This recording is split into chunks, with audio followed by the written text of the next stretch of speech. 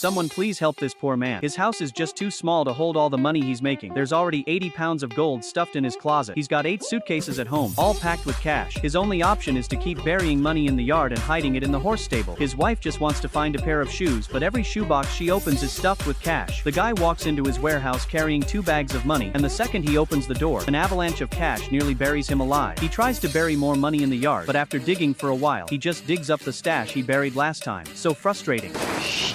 The yard is completely maxed out, so he has no choice but to start depositing money in banks. 10 million here, 40 million there. Because of him alone, this tiny town of just over 2,000 people now has more than a dozen banks. To make his deposits easier, the banks actually clear out their vaults and let him use them exclusively. Then, to launder all this cash, he sets up a bunch of shell companies and literally puts janitors in charge as CEOs. But the money just keeps piling up faster than he can clean it. And here's the crazy part. Despite being this brazen, nobody dares to touch him. The CIA and DEA are literally lining up, begging him to do them favors. Think I'm making this up? This is a true story. The man's name is Barry Seal, and his life makes Ethan Hunt from Mission Impossible look boring. Barry was a genius pilot.